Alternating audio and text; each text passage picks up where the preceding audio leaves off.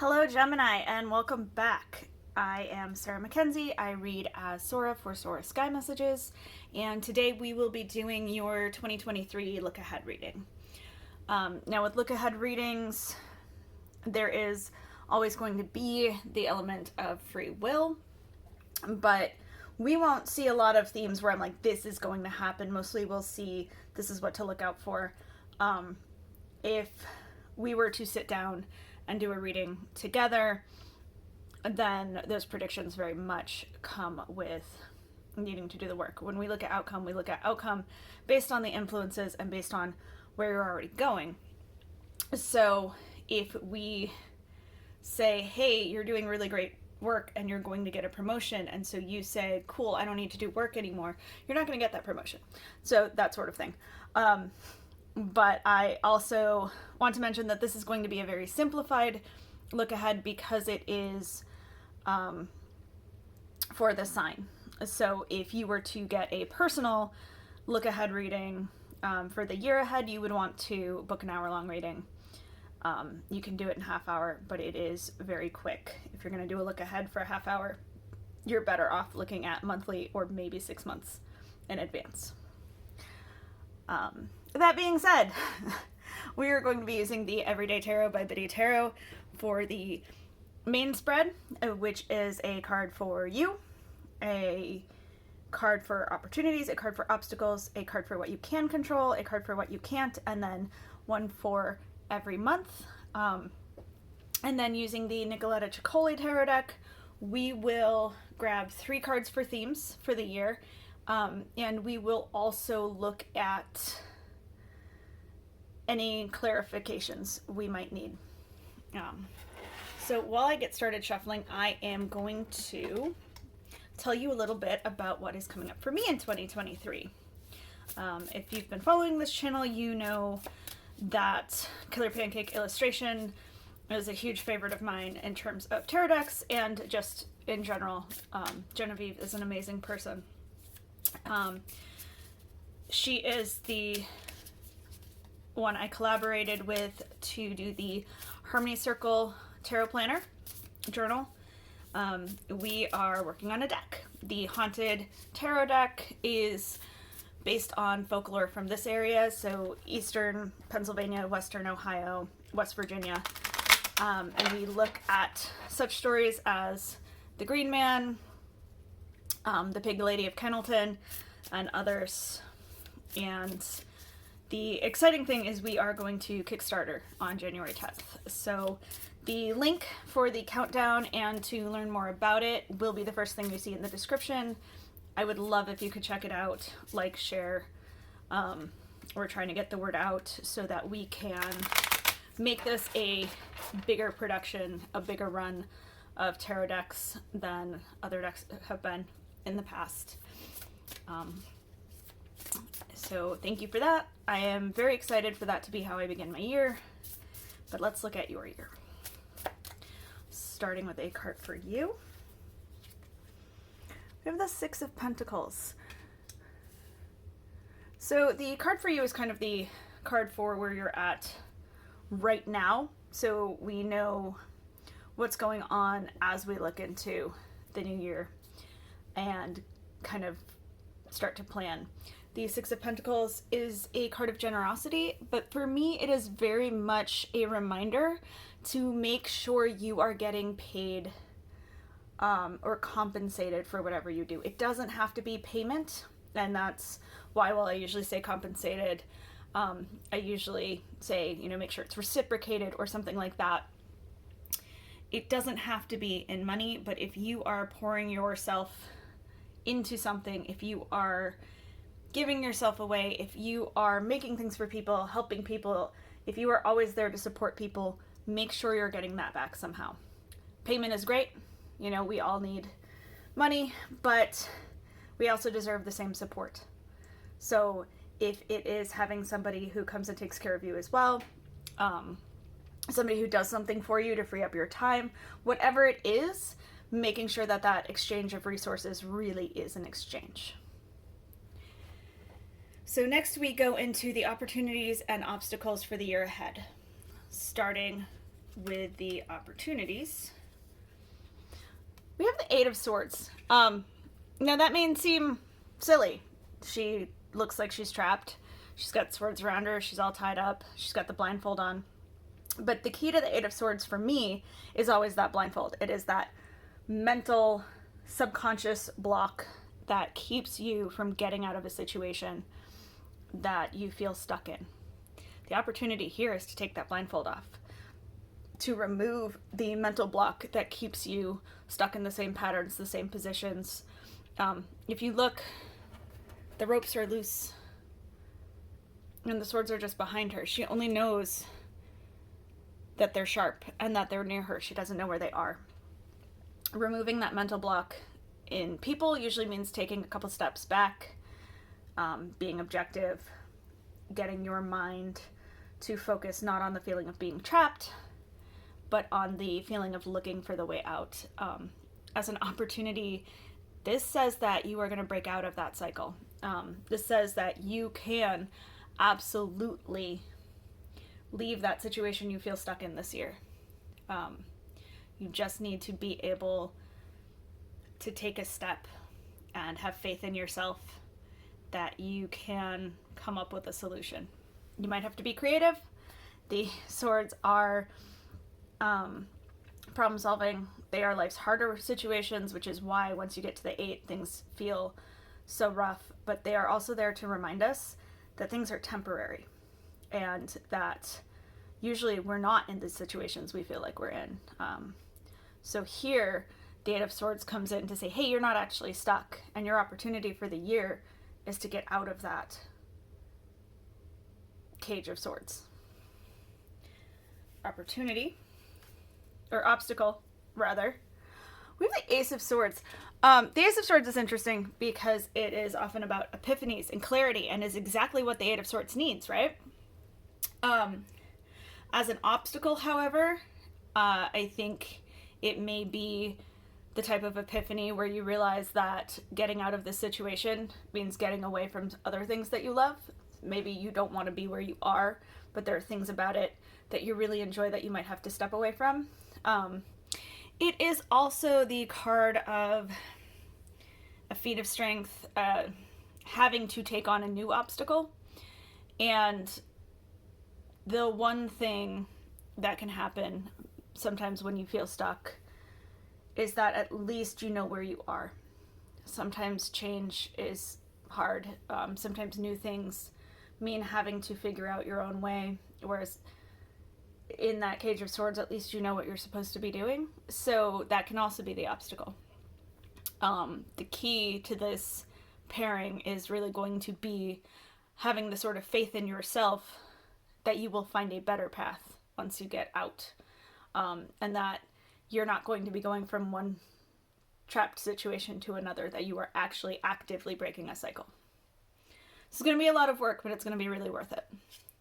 Next, we have what you can control. The Sun.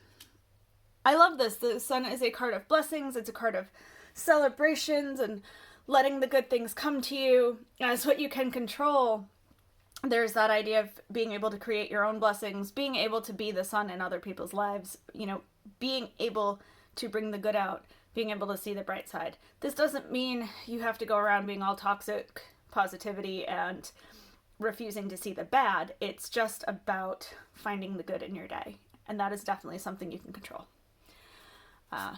For what you can't control, that is the Empress. And yes, she is pregnant. That said, this is not about being able to control your fertility for the most part. The obstacle here would be, to me, more about figuring out what it is that you love, what you want to create. The Empress's creation. She is loving something so much that you put a piece of your soul into it. I mean, that's why she's fertility. She makes something out of nothing. As an obstacle, that could be getting out of your own way. That could be removing limiting beliefs that you can't make whatever you want. Whatever it is that you have wanted to create, you need to be able to step into it and believe that you can. So that's our big back and forth for the year. let's look month by month. For January, we have the Ten of Pentacles. Now, the Ten of Pentacles is the card of legacy. This can be inheritance. It can be inheritance in the way that people tend to think of when they see this card, and that would be money coming in. But it really can also be a chance to look at what you have been handed in life. When I say handed, I mean all of it. Good, bad, genetic, passed on, literally handed. All of the things that came to you from someone else. And then you get the chance to decide what to do with it. A legacy can be what you pass on, but it can also be how you are perceived. How do you want to be remembered? So this is kind of saying that you will start the new year deciding who it is you want to be, what you want to do with what you've been given, and where you want to put that in the future. No pressure. Looking at February, we have the Five of Cups. Now, this is a card of loss. It can be a card of mourning, grief. You see he is looking at those three cups that are knocked over and not seeing the cards behind him. So this could be an indication of a rough month, whether that is a loss of a person or a loss of a relationship. I would say, given the Six of Pentacles and the Eight of Swords, it is more likely the loss of like a friendship or relationship than it is like a death. This is more about losing a connection.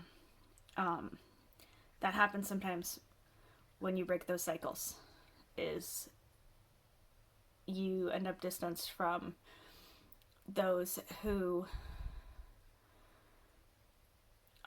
you had those connections with. So that is not going to be the easiest, but one thing that I always love about the Five of Cups is the reminder that when you go and find the joy in life, as the sun suggests, you honor people, connections, situations that you don't have anymore by building new ones, and celebrating what you do have.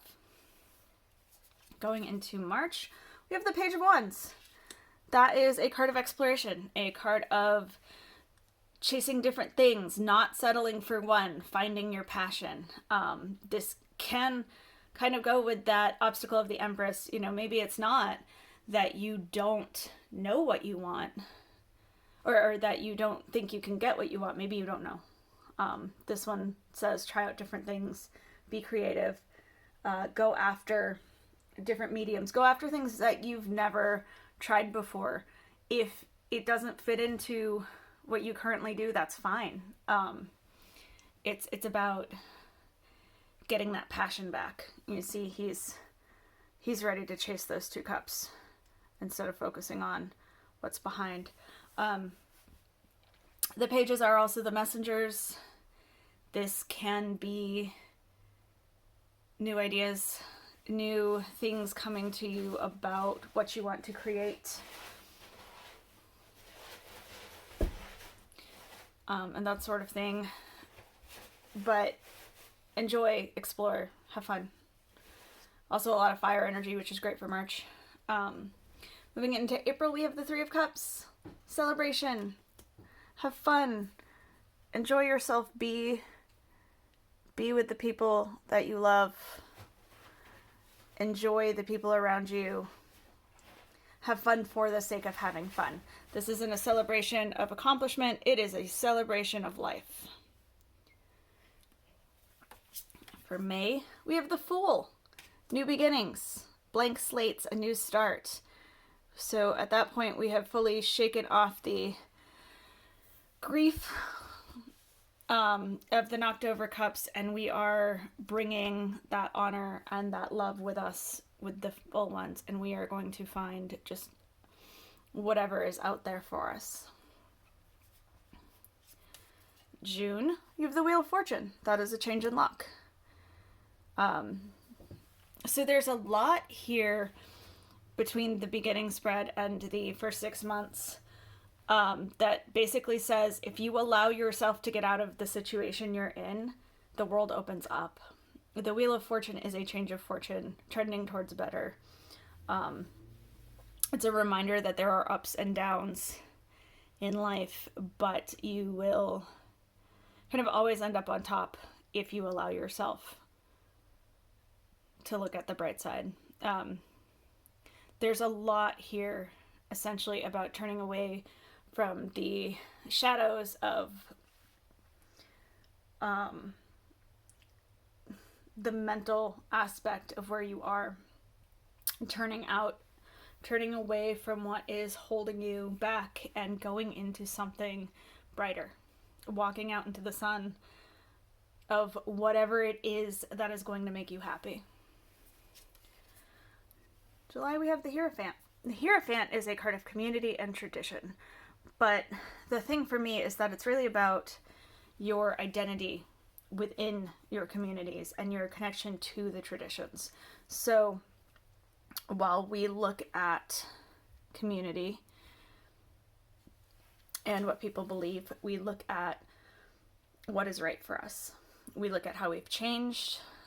This is a card of reflection, not like with the Hermit where we go deep and internal. This is more reflection on how we have changed and who we are in relation to who we are with. If you have groups that you are close to, whether that is in your neighborhood community, in your culture, in forums, whatever aspect of your identity you're looking at, if you can really look and see how you connect to those people, you can make sure that you're in a community enough, but also make any adjustments that you need so that you are properly being supported. Back to that Six of Pentacles, you need to be somewhere where all of your efforts are reciprocated. Moving on to August. We have the Magician. The Magician asks, what would you like your life to look like? I love it right after the Hierophant because, yeah, there's been a lot of what do you want, where are you going, but it's been very exploratory. It's been very trying to find yourself. This deep dive with the Hierophant as to, but who am I really and who is around me will help you to really answer those questions so that you can ask the question, what do I want my life to look like? So in August, that is going to be what you do, hopefully. I would advise writing it down, meditating on it. The key is to be very, very specific. This is a very law of attraction in terms of the visualization, wanting to have things be exactly how you want them. The important thing is that once you know that shows you where the opportunities to go get it and to create that life are. That's where you'll find that. In September, we have the Seven of Cups. All roads open to you. I've heard this one called Spoiled for Choice, which makes sense, right? 7 paths, pretty much all of them good. And the idea that you can look a little bit ahead for each of them.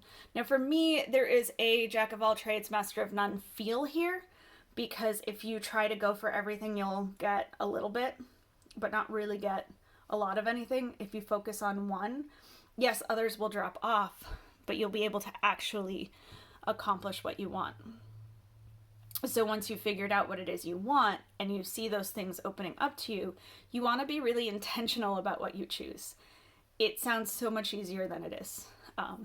If you have a very specific thing in mind, but something else seems closer, it can be really hard not to go down that path. Or if something seems safer or easier, it is really hard to go for that instead of the card or path rather that actually will get you where you want to be.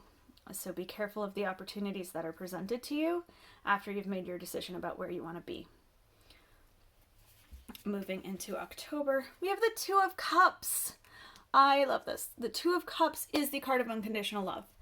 Now this can be romantic love. This could be somebody coming in for you that's perfect for you, but it could also be finally finding that love within yourself, finally starting to love yourself the way you love others, which is a common problem with Six of Pentacles people.